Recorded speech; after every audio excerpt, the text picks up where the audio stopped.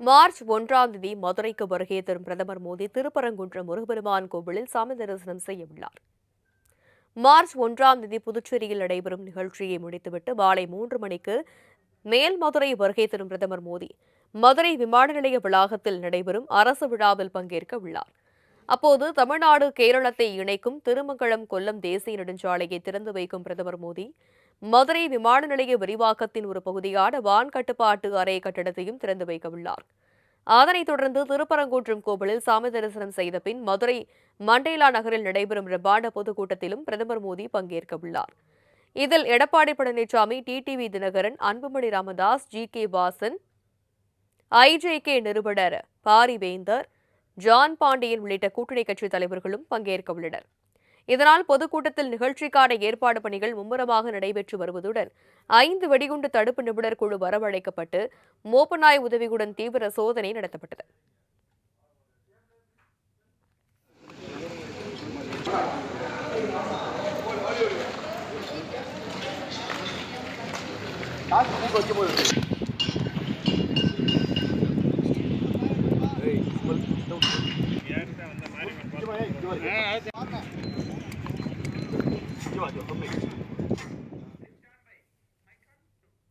சட்டமன்ற தேர்தல் தேதி இன்னும் அறிவிக்கப்படாத நிலையில் அதிமுக சார்பில் அடுத்தடுத்த கட்டங்களாக வாக்குறுதிகள் வழங்கப்பட்டு வருகிறது.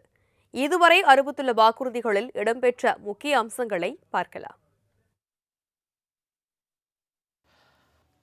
அதிமுக பொதுச் செயலாளர் எடப்பாடி பழனிசாமி தேர்தல் வாக்குறுதிகளை 3 கட்டங்களாக அறிவித்துள்ளார்.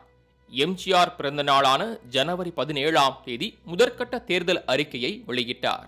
அதில் மகளிருக்கு தற்போது வழங்கப்படும் 1000 ரூபாய் அதிமுக ஆட்சியில் 2000 ரூபாயாக உயர்த்தப்படும்.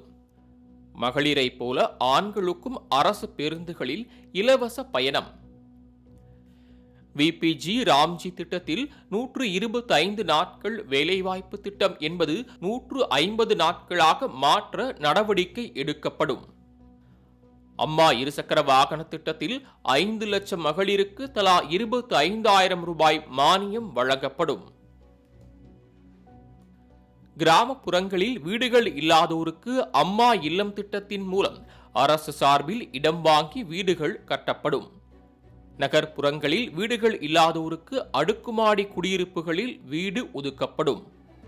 பட்டியலின மக்கள் திருமணத்திற்கு பிறகு தனி குடித்தனம் செல்லும் போது அரசு சார்பில் கான்கிரீட் வீடுகள் கட்டிக் கொடுக்கப்படும் உள்ளிட்ட வாக்குறுதிகளை அளித்தார்.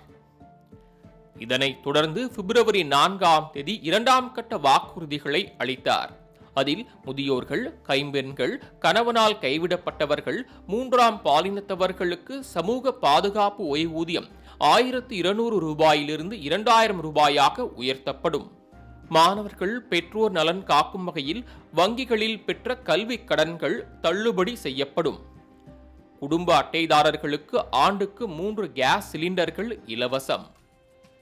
ஜல்லிக்கட்டு விளையாட்டின் போது வீரர்கள் உயிரிழக்க நேர்ந்தால் 10 லட்சம் ரூபாய் இழப்பீடு, படுகாயமடைந்தவர்களுக்கு 2 லட்சம் ரூபாய் நிதி உதவி. அரசாணை வழங்கப்பட்ட பகுதிகளில் ஜல்லிக்கட்டு போட்டி நடத்த அரசு சார்பில் 5 லட்சம் ரூபாய் மானியம், முன்பதிவு செய்தவருக்கு ஆன்லைன் முறை ரத்து.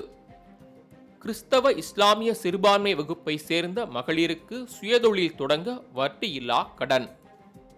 மாற்றுத்திறனாளிகள் கூட்டுறவு வங்கிகளில் வாங்கிய கடன் தள்ளுபடி உள்ளிட்டவற்றை அறிவித்தார்.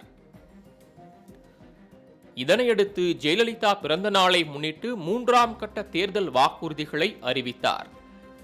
இதில் ஒவ்வொரு குடும்பத்திற்கும் உதவித்தொகையாக ஒரு முறை மட்டும் 10,000 ரூபாய் வழங்கப்படும்.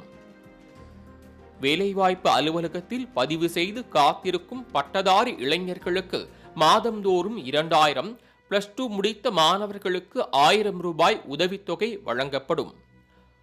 ஆண்டுதோறும் பொங்கல் தொகுப்புடன் 1000 ரூபாய் வழங்கப்படும். மீன்பிடி தடைக்காலத்தில் மீனவர்களுக்கு வழங்கப்படும் 8,000 ரூபாய் நிவாரணத் தொகை 12,000 ரூபாயாக உயர்த்தப்படும். கைத்தறி நெசவாளர்களுக்கு வழங்கப்படும் இலவச மின்சாரம் 300 யூனிட்டிலிருந்து 450 யூனிட்டாக உயர்த்தப்படும்.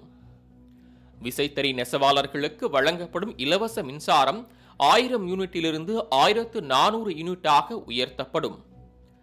நடைபாதை வியாபாரிகள் கூட்டுறவு வங்கிகளில் வாங்கிய கடன்கள் தள்ளுபடி உள்ளிட்ட வாக்குறுதிகளை எடப்பாடி பழனிசாமி அறிவித்துள்ளார்.